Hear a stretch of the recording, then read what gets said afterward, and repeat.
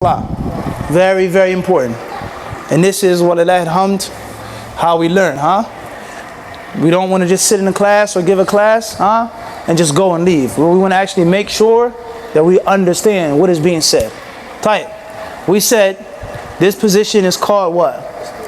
Istiraha, Jamil. Which literally means to take a break. Did the Prophet ﷺ perform this action or not? Yes, he did. Yeah, he did. Without a doubt. The Prophet ﷺ, he did this. Yes. But the issue, limadha, why do the ulama differ? Why does some madhab say you should do it and some say you shouldn't? They differ on why the Prophet ﷺ did it. Did he sit and take a break because he needed to? As it stated in the other hadith, he says, I've become a little heavier. Don't beat me back up to the rak'ah. Don't make sujood before me. I say Allahu Akbar, it takes me a couple seconds to get down. Don't go down before me. Everybody clear on this? And it happens all the time. Yes. The Imam, he says Allahu Akbar and somebody's on the ground first. Yes. And that's a whole other class in itself. Could nullify your prayer. Al-Muhim is the Prophet ﷺ, he did it.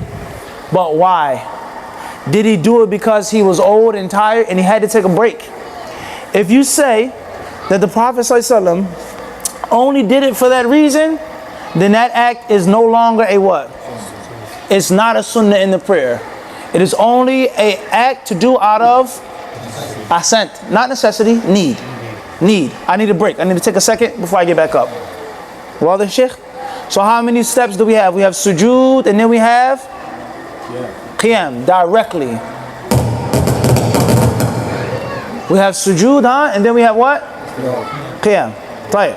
According to that first opinion. The second opinion is the Prophet ﷺ, when the companions went to him, he said, what did he tell those Sahaba? Humayd al-Sa'idi or Malik ibn al-Huwaydith and those other companions. What did he tell them? He said, Sallu kama ra'aytumuni usalli. He said, pray like you see me praying. Yes. And those Sahaba, they stood with the Prophet ﷺ for approximately maybe 20 days. The companion said, when the Prophet ﷺ was gentle and merciful to us, this is what he said, he was gentle and merciful. He taught us. And we stayed with him for some time.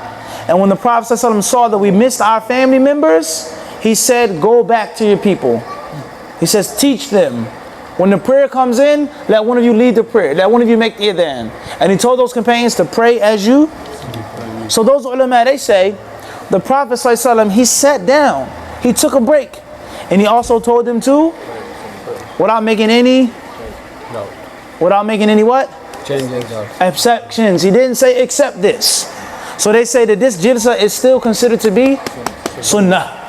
Whether the Prophet ﷺ did it because he was older or whether he didn't do it. Everybody clear on this? Yes. Well then, Sheikh, so how many steps we have? We have sujood. After sujood is what?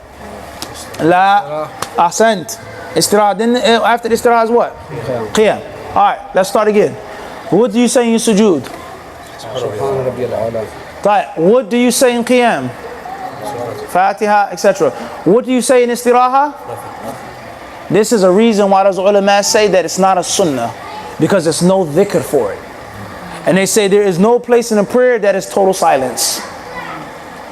Is there any other part of the prayer when you don't say anything? When you make ruku', qiyam, sujood, tashahud. Before the salah is the iqamah.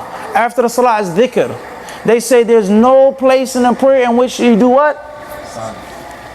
So they say this proves that this sitting was only done out of faqat haja. That's it.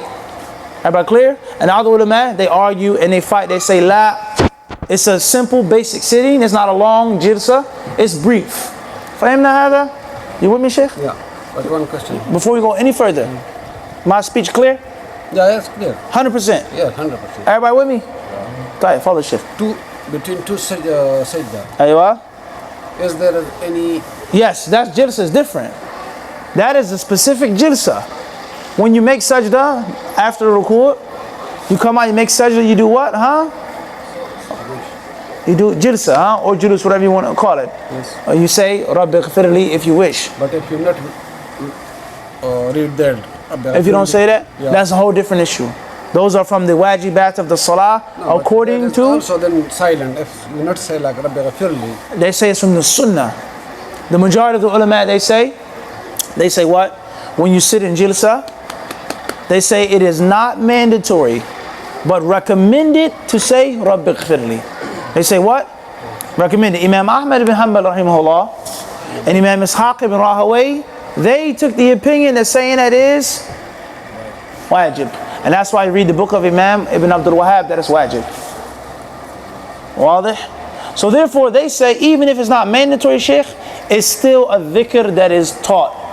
But the istiraha has no dhikr at all. Sunnah or wajib. Wadih? 100%? We gotta stop here. Inshallah next week, when? When is next week? Tuesday or Monday? Wednesday. The next class on Ad-Durar al-Bahiyyah is Wednesday after Salat al-Maghrib. Tuesday is Little Marjan. Please forgive me for rushing. I would like to explain more, have more time, but we have another class at Masjid Ansar. Jazakallah khair, Shaykh.